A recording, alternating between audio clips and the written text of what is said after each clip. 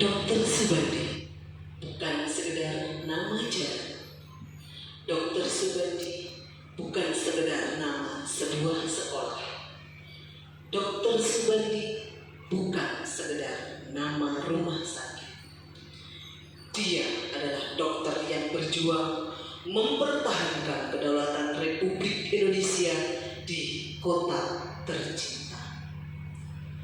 Dikisahkan di sebuah kota yang subur dan hijau di Jawa Timur, yaitu Jember. Datanglah seorang pemuda cerdas dan berani bernama Subandi. Seorang dokter sekaligus pejuang yang menjadi sosok penting dalam serangan agresi terhadap. Sejak kecil ia dikenal berani, sopan, dan sangat tekun belajar.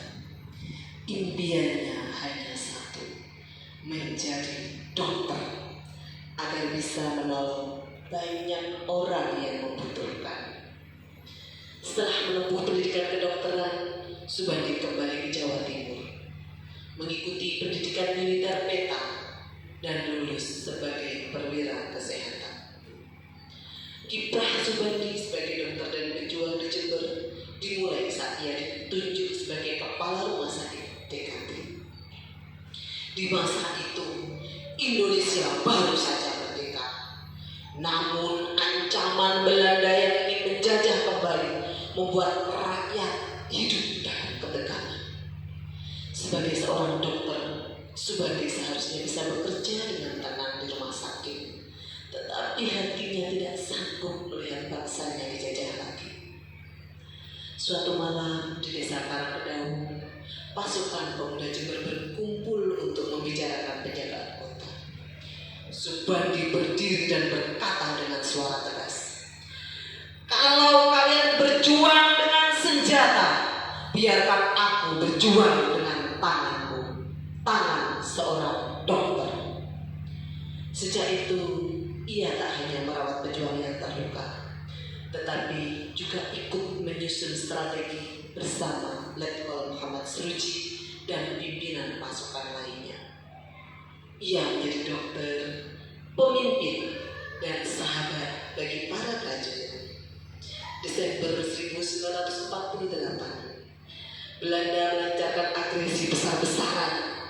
Pasukan Indonesia harus bergerak cepat mempertahankan daerah Jember. Subandi berada di garis depan, memeriksa satu persatu prajurit yang terluka, meskipun bahaya terus mengintainya. 8 Februari 1949, peristiwa penyergapan di rumah penduduk di desa Karangkedau Jember menjadi pahlawan pertempuran. Belanda dengan brutal menyerang dan menembak penduduk. Pasukan yang dikomandani oleh Sruji dan Subandi serta perwira penduduk desa melakukan perlawanan seadanya. Banyak yang tertembak gugur di lokasi tersebut. Subandi dan Sruji serta penduduk maju melawan serangan musuh. Subandi telah lari sedikit lebih jauh di depan Sruji. Kemudian terdengar suara tembakan di belakangnya. Jedar! Jedar! Jedar! Letkol Sruji tertembak di dadanya. Letkol Sruji tergeletak. Tubuhnya terhuyung tak berdaya akibat peluru yang bersarang di dadanya. Mengetahui yang tertembak adalah Sruji sahabatnya, tanpa ragu Subandi berlari ke belakang ke arah Letkol Sruji yang telah tertembak. Tidak akan dilarang oleh anak buahnya. "Pak Subandi, jangan Pak!" Namun tak dihiraukan. Beliau tetap berlari mendekati Sruji. Subandi mendekat ke arahnya dengan nafas terengah. Sruji berkata, "Subandi, tinggalkan aku. Lari, lari Subandi." Tapi Subandi mengelak. "Tidak, selama aku masih hidup, tidak akan ada pejuang yang kutinggalkan." Subandi mendekat dengan penuh rasa yang berkecamuk di dadanya. Dia memeluk dan membopong Seruci dengan terhuyung dan tertatih-tatih menuju parit untuk mencari perlindungan. Perasaannya tak sanggup melihat sahabatnya kesakitan. Namun Belanda mengejar mendekat dan peluru ditembakkan tanpa ampun. Dong! Dong! Akhirnya Subandi pun tersungkur. Namun masih mencoba menekan luka Seruci. Dengan suara lemah ia berbisik, "Merdeka, jangan pernah berhenti berjuang." Akhirnya mereka berdua meninggal di tempat. Kematian Dr. Subandi mengguncang seluruh Jember.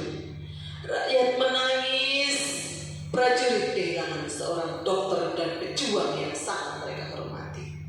Namun semangatnya tetap hidup membara. Ia gugur bukan hanya sebagai seorang dokter, tetapi sebagai pembela kemerdekaan yang menjunjung tinggi nilai kemanusiaan. Keberanian tidak selalu berarti memegang senjata. Kadang keberanian adalah tetap menolong orang lain di tengah bahaya.